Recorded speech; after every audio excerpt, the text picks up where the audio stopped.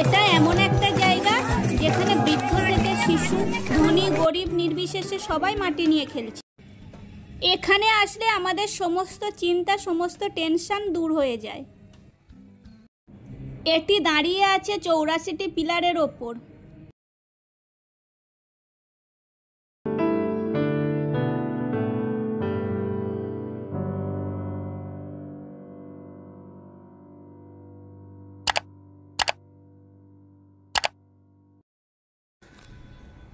Hello friends, welcome to my channel.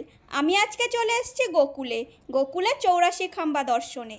আমাদের যে গোকুল দর্শন, তার প্রথম দর্শন হলো 84 খাম্বা দর্শন। চলুন ভেতরে যাওয়া যাক।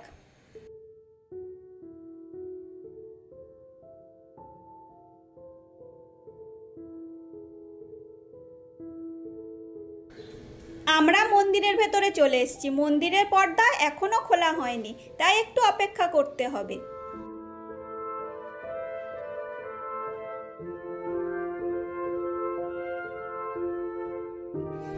এই যে 84 খাম্বা মন্দিরটি, এটাকে নন্দ ভবনও বলা হয়। এটি 84টি পিলারের উপর দাঁড়িয়ে আছে, তাই এর নাম 84 খাম্বা। এখানে শ্রীকৃষ্ণ তার শৈশবের 2.5 বছর কাটিয়েছিলেন।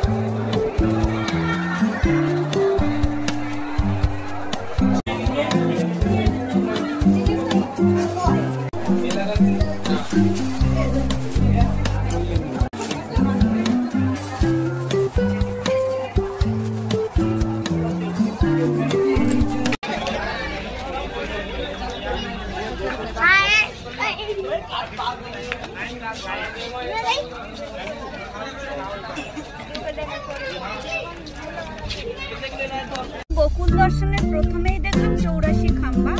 এবার আমরা যাচ্ছি ব্রহ্মাণ ঘাটে। ব্রহ্মাণ ঘাটের বিশেষত্ব হচ্ছে এখানে শ্রীকৃষ্ণ মাটি খেয়েছিলেন এবং মা যশোদা ওনার মুখের মধ্যে সারা ব্রহ্মাণ্ড দেখেছিলেন। আমরা সেখানেই যাব, চলুন আপনাদেরও দেখাই।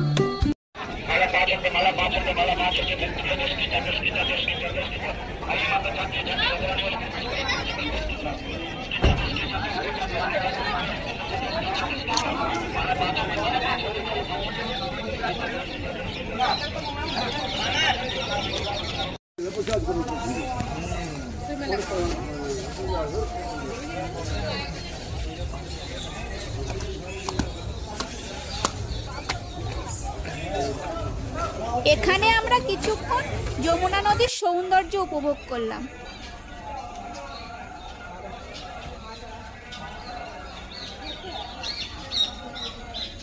এটাই হচ্ছে সেই জায়গা যেখানে আমাদের ভগবান শ্রীকৃষ্ণ মাটি খেয়েছিলেন।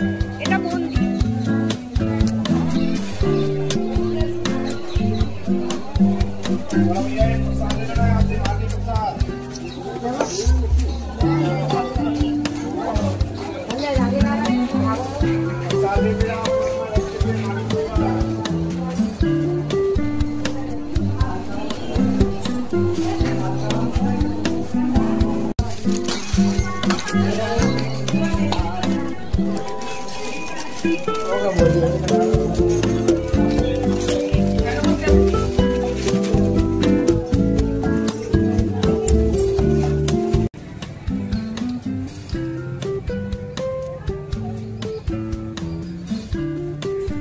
এরপরে আমরা এলাম চিন্তাহরণ মহাদেব মন্দিরে।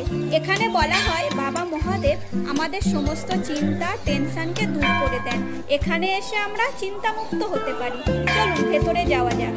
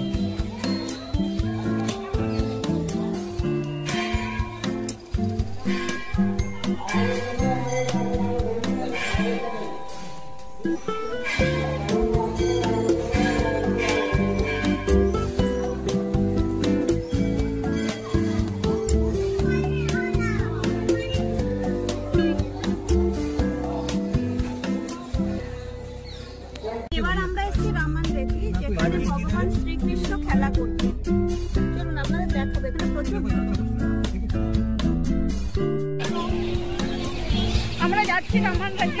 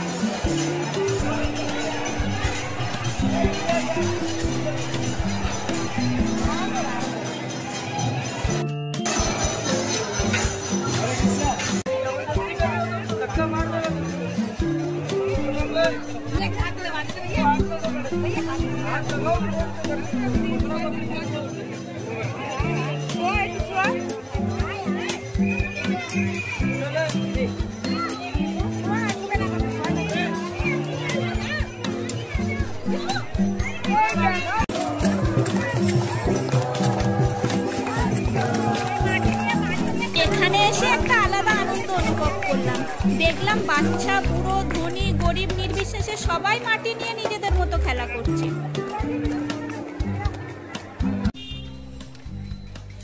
রামান রেতি থেকে বেরোলেই আপনারা দেখতে পাবেন এখানে প্রচুর হরিণ আছে।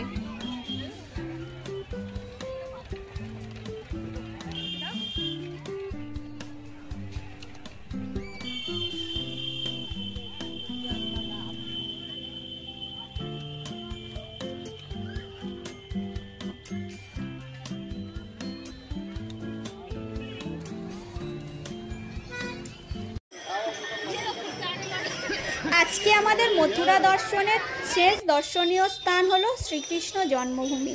অনেকটাই সন্ধ্যা হয়ে গেছে, একটু তাড়াতাড়ি যেতে হবে।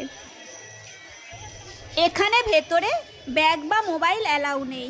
আপনারা আপনাদের ব্যাগ এবং মোবাইল বাইরের কাউন্টারে রেখে আসতে পারবেন। আপনারা সঙ্গে কেবলমাত্র পার্স নিয়ে যেতে পারবেন।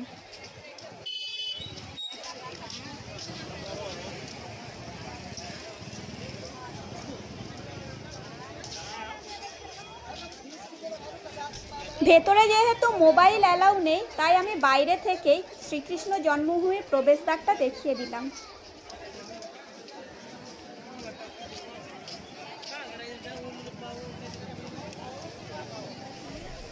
ভিডিওটা এখানেই শেষ করলাম। দেখা হচ্ছে আমার পরবর্তী ভিডিওতে।